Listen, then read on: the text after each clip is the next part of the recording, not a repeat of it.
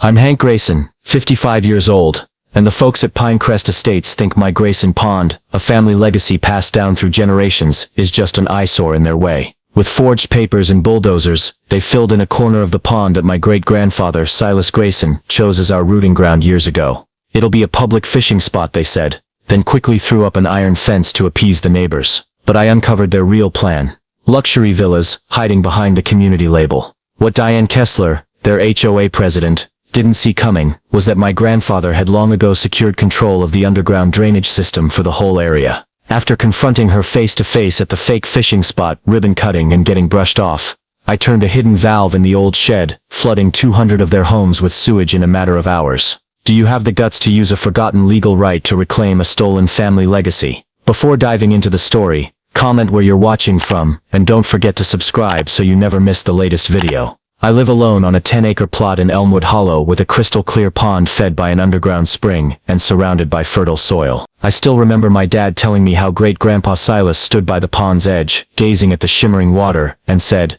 "This is where we start." To me, the pond isn't just land. It's the mornings when Dad taught me to bait a hook for bass, the sound of water lapping the shore as I sat there after long days. By the time Grandpa Amos came along, the pond became something bigger. When massive floods swept through the region, washing away neighbors' homes and crops, he refused to stand idle. With strong hands and a few saved bucks, he worked with engineers from the state university to build an underground drainage system. He dug channels, laid pipes, installed sturdy brass valves, all by hand, funded by selling fish and farming around the pond. That system didn't just keep our pond dry, it saved Elmwood Hollow from flooding, diverting water away from the lowlands. He once took me down to the old shed, pointed at the dusty valves, and said, "Hank, this isn't just plumbing, it's power to protect what's ours." He was a visionary, safeguarding our rights with rock-solid legal documents that later saved everything. When Pinecrest Estates sprang up around my land, things started to change. Open fields and pine forests gave way to asphalt roads and stark white villas with manicured lawns. I'd negotiated clear boundaries with the original developer, Summit Realty.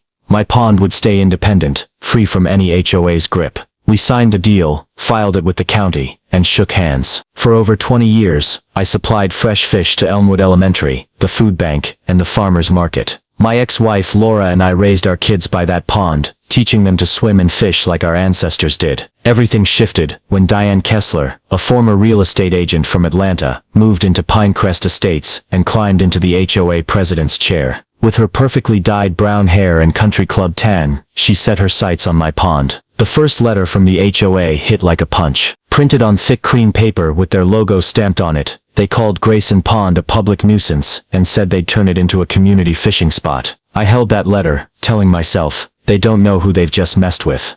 That first letter was just the beginning. After that, like clockwork, every Monday morning I'd find another thick cream envelope in my mailbox, stamped with the Pinecrest Estates HOA logo. They listed all sorts of imaginary violations.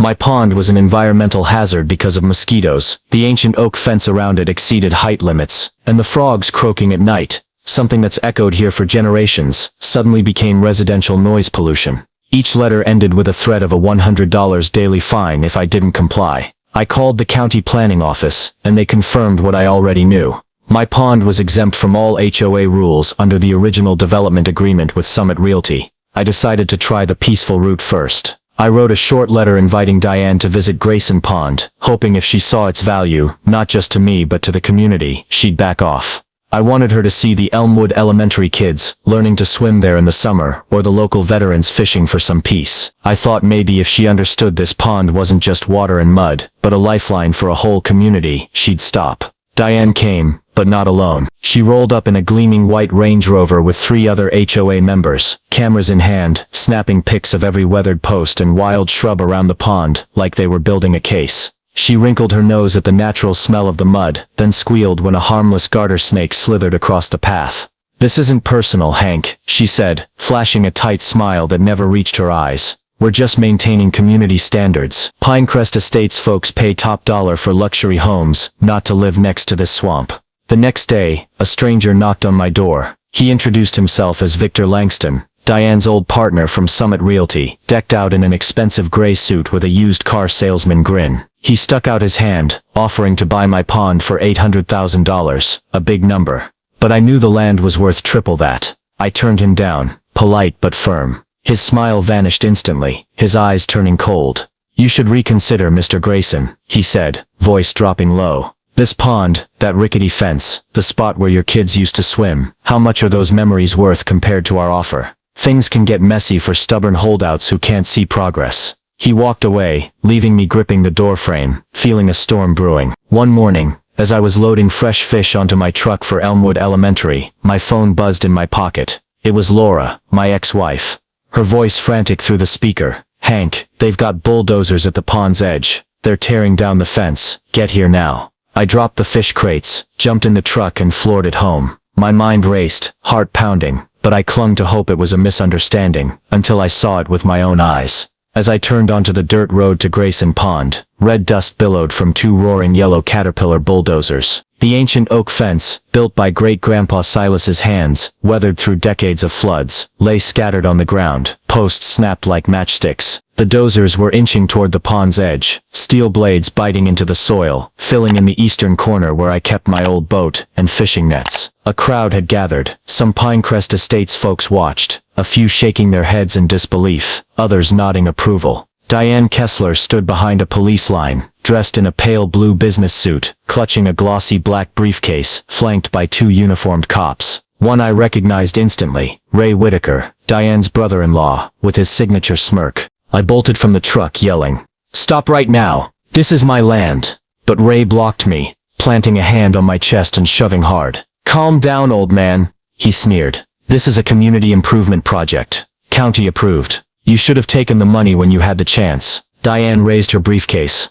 pulling out a paper she called a legal seizure order, waving it in my face like undeniable proof. I lunged forward to stop the dozers, but Ray grabbed my arm, twisted it behind my back, and cuffed me before I could react. "This is illegal," I roared as they dragged me to the patrol car. "You've got no right.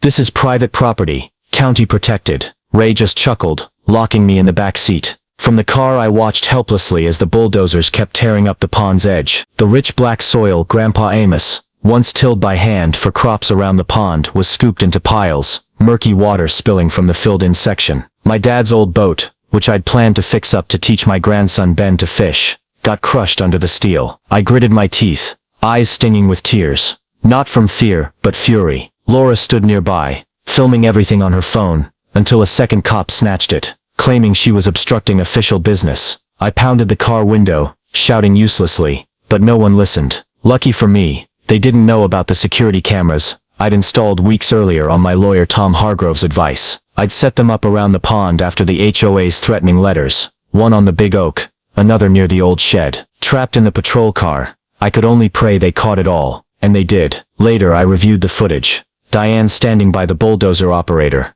pointing at the pond's edge, saying clearly, "Make sure this corner's filled in. We need clear land for the lakeside villas." That careless remark, I knew, would be her undoing. 6 hours later, they released me with no charges, because they had nothing legal to pin on me. I got home to find Laura among kind neighbors bringing food and outrage. Diane's seizure order turned out to be fake, printed on county logo paper. But Tom called the county manager, and confirmed it was bogus. I stood by the pond, staring at the half-filled mess and the new iron fence with a Kessler fishing spot. "Opening soon" sign. My fists clenched, nails digging into my palms. But I knew yelling or smashing things wouldn't fix it. I needed Tom Hargrove, my longtime friend and lawyer, to find a way out. Tom came over that night, carrying an old briefcase and a rare stern look. "This is criminal, Hank," he said, voice calm but laced with anger. "Forged county papers, trespassing, destruction, fraud." I called the county manager. "Diane's seizure order is a sham." He filed for an emergency injunction that night,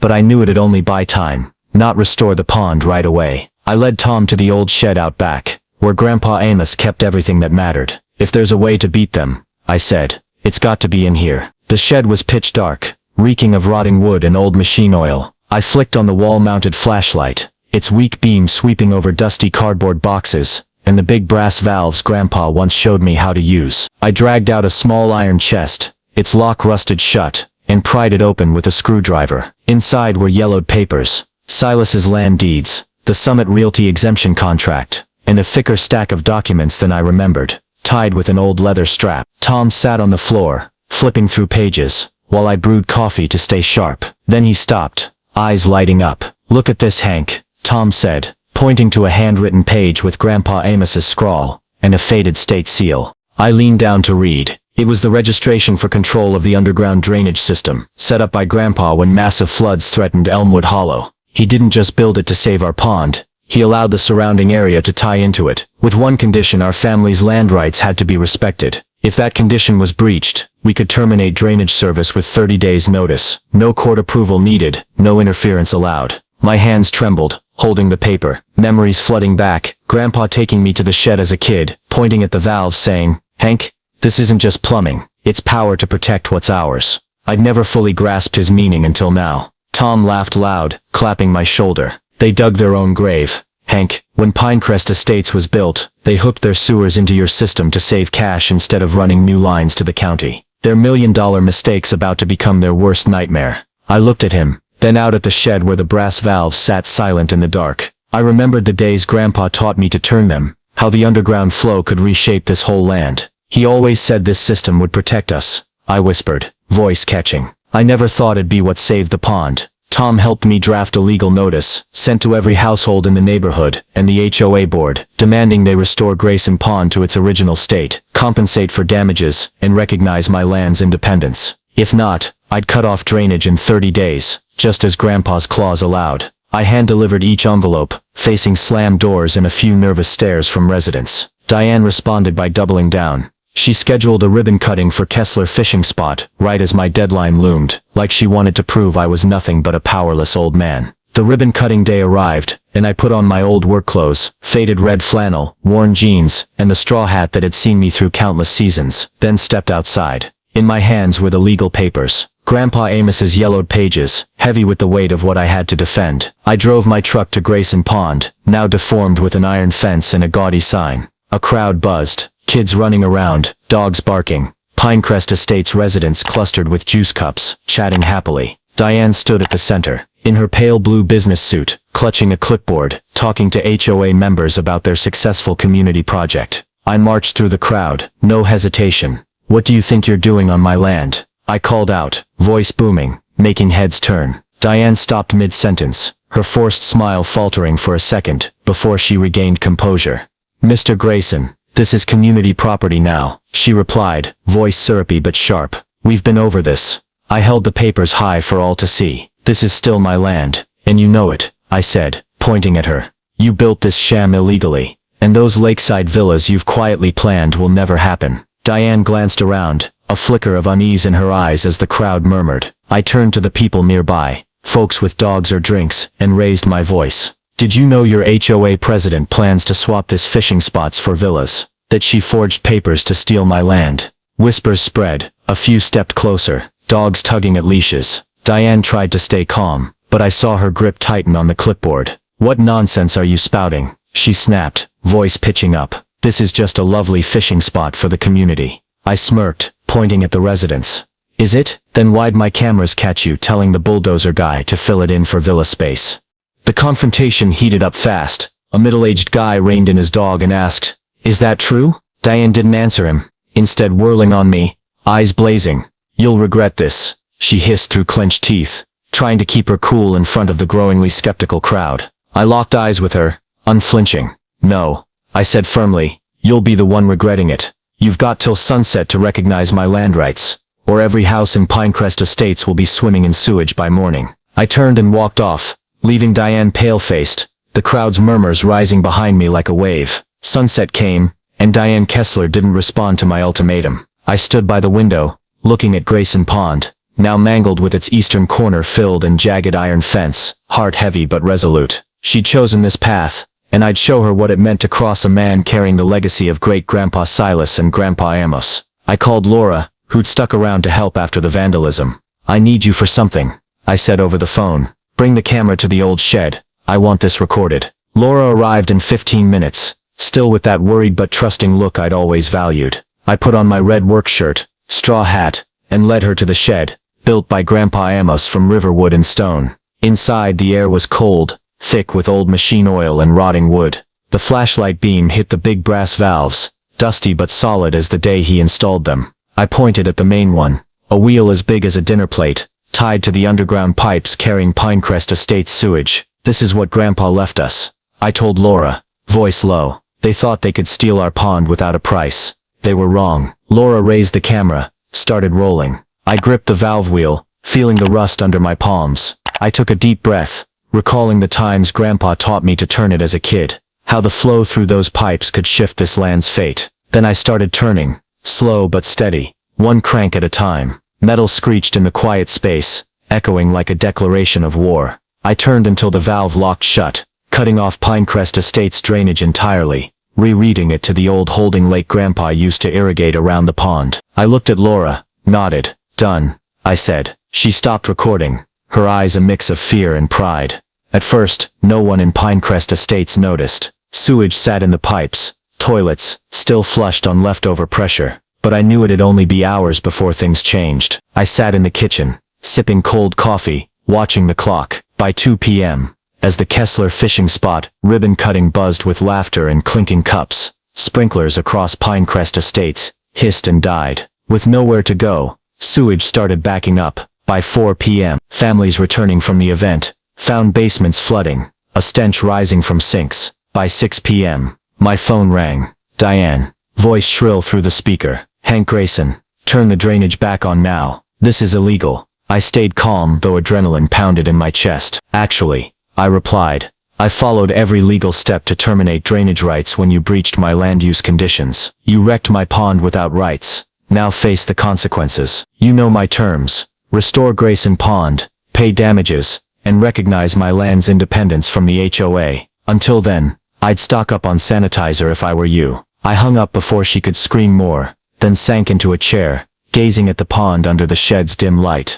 Less than an hour later, county trucks and cop cars rolled up to my house, lights flashing, but not to arrest me. They were there to inspect. A county water engineer, a silver-haired guy who'd worked with Grandpa Amos, stepped out, holding my papers Tom had sent earlier. He read them, then turned to the gathering crowd. Some Pinecrest Estates folks had rushed over, faces frantic. Mr. Grayson's acting within his legal rights, he said, voice low but clear. Land use conditions were violated by the unauthorized pond seizure. My hands are tied, but by morning, I saw the cost Pinecrest Estates paid. By 8 a.m. the next day, the stench of backed-up sewage spread across the neighborhood. Basements filled with black water, sinks bubbled over, toilets wouldn't flush. Those pristine lawns they bragged about now reeked like an open sewer. I drove by, spotting housewives in yards, hands over noses, kids wailing with no clean place to wash before school. Diane didn't take long to counterattack. She hired an emergency repair crew from the county, but they hit a wall at my shed. A young engineer, sweating through his shirt, knocked on my door, saying, Mr. Grayson, we can't do anything without access to the system. It's too old. No maps, no fixes unless you open the valve. I stood in the doorway, hands in pockets, and said, I gave Diane my terms clear as day. Restore the pond, pay up, and leave my land alone. Until that's done, you boys can head back. He shook his head, left, and I knew Diane wouldn't give in easy. The crisis stretched into week 2, and Pinecrest Estates turned into chaos. Sewage spilled onto roads, clogging main streets. The local paper started covering it, dubbing it the Elmwood Hollow Sewer Standoff. I saw the residents split hard. One group, mostly new money types, gathered outside my house, waving signs like Hank Grayson ruins community. They yelled I was selfish, wrecking their lives over an old pond. A middle-aged guy, face flushed red, chucked a beer can at my fence, shouting, open the valve, you bastard. I stood in my yard, silent, but my heart pounded with anger. Not everyone was against me though. Ellen Pritchard, a longtime neighbor on the border of my land and Pinecrest Estates, came by with a plate of cookies and a warm smile. Hank, I remember your pond from when we kids swam there, she said. Diane's wrong. I'm with you. Ellen didn't just talk. She organized an HOA-free community meeting, inviting me to speak. I showed up in my red work shirt, hands still dirty from truck repairs, stepping into a packed room. I wasn't there to brag or beg. I brought Grandpa Amos's papers, security cam footage, and the truth about Diane's villa scheme. I stood before the crowd, voice shaky at first, then steady. I don't want to hurt innocent families, I said, holding up the documents. But Diane Kessler forged a seizure order to steal my pond. Here's proof she planned lakeside villas, not some fishing spot. I played the footage. Diane's voice rang out. Fill this corner in. We need clear land for villas. The room went dead quiet, then murmurs erupted. A young mom cradling a kid asked, "You mean our HOA dues funded this?" I nodded. "You might even be legally on the hook." Sarah Milford, a reporter from the local paper, was there. She'd reached out days earlier after hearing about the drainage cutoff. After the meeting, Sarah slipped me her card saying, "I'll dig into this. Hank, if Diane's tied to Summit Realty, I'll find it." I nodded, feeling a spark of hope. Sarah kept her word. Her article dropped days later, revealing Diane's husband got a $250,000 stake in Summit Realty right before the bulldozers hit my pond. Pinecrest Estates residents boiled over. By day 3 of the crisis, 85% of households signed a petition demanding the HOA board, including Diane, resign. The Pinecrest Estates crisis dragged on for nearly 2 weeks, and the pressure finally forced the county to step in. By day 5, after Sarah Milford's article exposed Diane Kessler's Summit Realty ties, an emergency hearing was called at the Elmwood Hollow Courthouse. I woke early, brewed a strong pot of coffee, and sat at the kitchen table with Tom Hargrove. We spread out the papers: Great-Grandpa Silas's land deeds, Grandpa Sanus's drainage contract, security footage, and internal Summit Realty emails Sarah had dug up. It was my family's whole story, wrapped in those yellowed pages, and I knew today they'd decide Grayson Pond's fate. I wore my cleanest red flannel, faded jeans, and walked into the courthouse with Tom at my side. The room was packed. Pinecrest Estates residents filled the seats, some wearing Save Grayson Pond pins Ellen Pritchard handed out after the community meeting. Diane showed up with 3 lawyers from a big Atlanta firm, her brown hair still perfect, but her eyes betrayed strain. Judge Clara Hensley, a silver-haired woman with a sharp voice, presided. I'd heard Diane's husband once golfed with her, but today, Clara didn't seem swayed. Tom stood first, his voice filling the room. "Your Honor, we have clear evidence that Diane Kessler and the Pinecrest Estates HOA forged county documents to illegally seize Hank Grayson's land, destroyed his family property, and schemed to build lakeside villas under the guise of a public fishing spot." He laid out each piece: Silas's deeds proving the pond was ours for generations, Amos's drainage contract, with its clause letting me cut service if the land was violated, and the Summit Realty exemption, confirming my land was free from HOA control. I stepped up to the witness stand, hands trembling slightly as I set the stack of papers in front of Clara. Memories flooded back. My dad once taught me these documents were worth more than gold, his calloused hands pointing to lines that secured our family's future. I played the security footage on the big screen. Diane's voice rang out, "Fill this corner in. We need clear land for villas." The courtroom fell silent, only the sharp breaths of a few breaking the stillness. "Your Honor," I said, voice low but clear, "they didn't just wreck my pond. They wrecked a legacy my family built over generations. I cut the drainage because it was the only way to protect what's mine." Diane's lawyer stood, a tall guy in an expensive gray suit, arguing my land had been annexed into the HOA through adverse possession, despite my clear paperwork. He called my drainage cutoff a community disruption, demanding the court order. The valve reopened immediately, but Tom countered fast. "We have video of Miss Kessler admitting intent to build villas, not a fishing spot," he said. "This is fraud, trespassing, destruction, and abuse of power. Mr. Grayson's drainage rights are legal, and he followed the 30-day notice process." Clara Hensley sat still, flipping through the papers, re-watching the footage. I saw Diane whisper to her lawyer, her face paling, as Clara looked up. "In 30 years as a judge," she said, voice cold as steel, "I've rarely seen a case of property rights violation this blatant. Mr. Grayson's drainage rights are legal, lawfully exercised after the HOA breached land use conditions." She turned to Diane, eyes sharper. "Miss Kessler, as an attorney, you must grasp the gravity of forging legal documents. This court advises you to accept Mr. Grayson's terms immediately, as criminal charges remain a very real possibility." The courtroom erupted in murmurs. Diane bowed her head, hands gripping the table's edge, while a few residents clapped sporadically. Clara continued, "The court orders Grayson Pond fully restored to its original state, damages compensated to Mr. Grayson, and his land recognized as forever independent from the Pinecrest Estates HOA. Drainage must be restored once conditions are met." I exhaled, feeling a weight lift from my chest after weeks of pressure. Tom clapped my shoulder, smiling faintly. "We won, Hank." The emergency hearing ended, and I walked out of the Elmwood Hollow Courthouse feeling both relieved and exhausted. Judge Clara Hensley's ruling echoed in my mind. Grayson Pond would be restored, Pinecrest Estates would pay damages, and my land would stay independent from the HOA forever. I kept my word. Once the papers were signed, I drove to the old shed, turned the drainage valve back on under a county engineer's watchful eye. Metal screeched again, and the flow normalized, ending the sewage nightmare in Pinecrest Estates. Diane resigned as HOA president the next week, put her sprawling Pinecrest Estates villa up for sale, and left when the county prosecutor opened an investigation into the forged documents. I heard they revoked her real estate license, but I didn't care much. She'd lost, and that was enough. A new HOA board was elected, led by Ellen Pritchard. Unlike Diane, Ellen came to me the day after the ruling with homemade cookies and a surprising offer. "Hank, we want to make this right,"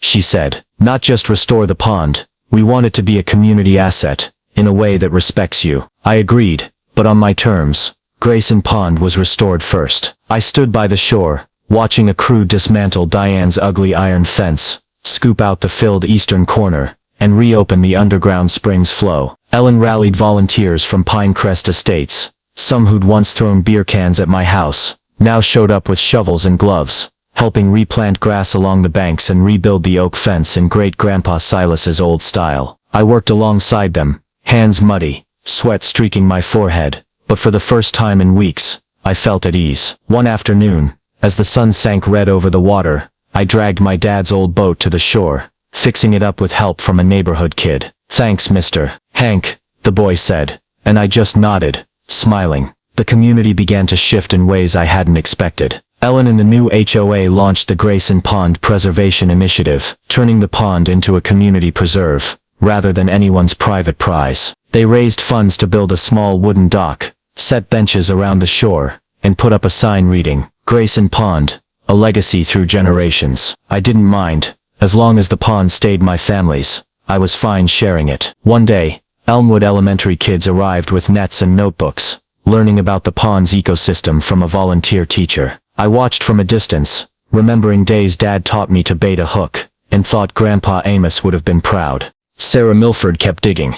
Her second article dropped as the pond was restored, detailing how Victor Langston, Diane's Summit Realty partner, bribed her husband with stock to fast-track the villa plan. The scandal spread, forcing Summit Realty to abandon the project, and Pinecrest Estates residents thanked me for stopping a bigger scam. "Without you, we'd have lost money to them," a middle-aged guy said, shaking my hand by the pond. I nodded, unused to gratitude, after being the enemy for so long.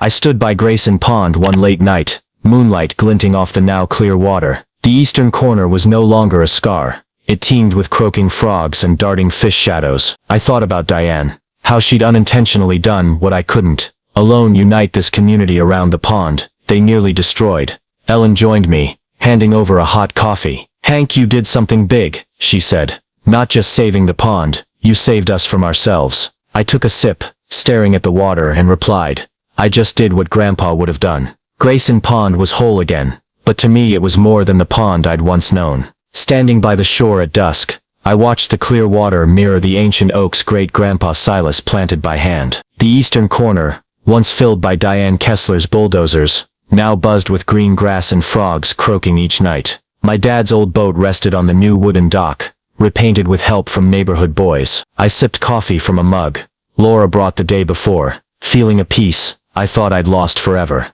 Ellen Pritchard and the new HOA didn't stop at fixing Diane's mess. They made Grayson Pond a symbol. The Grayson Pond Preservation Initiative, Ellen pitched, came to life fast, with dozens of Pinecrest Estates residents pitching in. They built a small wooden education center near the shore. Nothing fancy, just a simple roof with benches and a chalkboard, where Elmwood Elementary kids learned about fish, plants, and how Grandpa Amos used the drainage system to save this land from floods. I stood there one day, watching kids scoop minnows with nets, laughing by the water, and felt like I was reliving my own days with Dad. The community started monthly fishing days at Grayson Pond, calling them Grayson Family Days. I didn't expect them to catch on so big. Not just Pinecrest Estates folks, but people from nearby towns showed up with rods and picnic baskets. One evening, I saw families spread blankets by the shore, kids running around, adults chatting over cold beers. Ellen walked over, grinning. "Hank, you've made this pond the heart of Elmwood Hollow." I shrugged,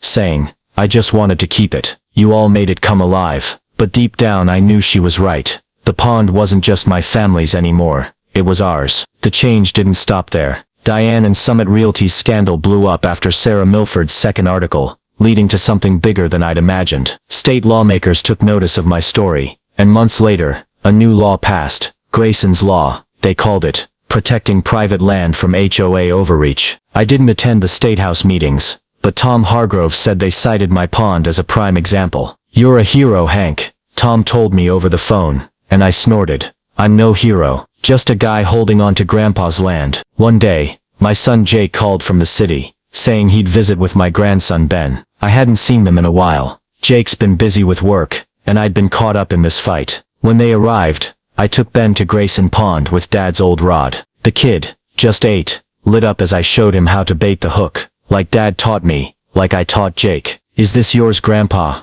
Ben asked, clumsily casting the line. I sat beside him, watching the water shimmer, and said, "Not just mine. It's Great-Grandpa Silas's, Grandpa Amos's, your dad's, and now yours too. We keep it so no one can take it away." Ben nodded, maybe not fully getting it, but I knew he'd understand someday. That night I stood alone by the pond, a breeze rippling the surface. I thought about Diane, Victor, the days I feared I'd lose everything. She thought she could erase my family's legacy with bulldozers and fake papers, but she didn't see that real power isn't in money or fancy lawyers. It's in Grandpa Amos's yellowed papers, the rusty brass valves in the shed, the land Great-Grandpa Silas chose generations ago. They thought they could bury history with a few scoops of dirt, but instead they learned what Grandpa always knew. Sometimes, the greatest strength hides in plain sight, quietly waiting through the years to protect what matters most. I picked up a small stone, tossed it into the pond, and watched the ripples spread. Grayson Pond wasn't just restored, it became what tied us together from a lone man like me to a community nearly torn apart. I recalled Grandpa Amos's words in the old shed. "Hank, this isn't just plumbing, it's power to protect what's ours." He was right, and now I saw that power didn't just guard the land, it guarded the people around it too. As I walked back home, lights from Pinecrest Estates flickered through the trees. I knew life would go on, and maybe more challenges would come. But this time, I wasn't afraid. Grayson Pond stood there, quiet but steadfast, a reminder that my family, and Elmwood Hollow would always find a way through. I stepped inside, closed the door, and smiled. "Thanks, Grandpa, you saved us again." The Story HOA claimed my pond for a fishing spot, so I drained their sewers permanently. Reflects a very real slice of life in the US today. The clash between individual rights and collective interests, especially as homeowners associations, HOAs grow in power, and sometimes abuse it. Hank Grayson, a 55-year-old from Elmwood Hollow, stands for the everyday resilient folks ready to defend their family legacy. Grayson Pond, against Diane Kessler and the Pinecrest Estates HOA. In modern America, where suburban sprawl booms and land becomes a target for developers like Summit Realty, this tale reminds us how vital it is to know your legal rights. Hank's use of his drainage system control, a gift from Grandpa Amos to flood the neighborhood with sewage, shows that even the least powerful can win if they master the law and refuse to buckle under pressure. The lesson here isn't just persistence, it's the value of preserving and understanding family history and legal documents. In today's US, where land disputes and HOA conflicts pop up often, like that 2023 Florida case of an HOA forcing residents to sell, Hank digging up old papers in the shed, and using them in court before Judge Clara Hensley offers practical advice. Check your deeds, contracts and dusty clauses, because they can be mighty weapons. Plus, Pinecrest Estates' shift from hostility to unity around Grayson Pond proves communities can change when truth comes out, like through Sarah Milford's reporting. So if you're facing HOA or developer injustice in America, don't just fight with emotion. Find evidence, ally with folks like Ellen Pritchard, and bide your time, because real strength lies in preparation and solidarity, just like Hank did to save his pond for good. If you enjoyed my story about defending Grayson Pond from the HOA's grasp, hit that subscribe button, so you don't miss more legal battles and lessons from Elmwood Hollow. Thanks for joining me, and see you in the next video, where we'll keep exploring the hidden power in family legacies.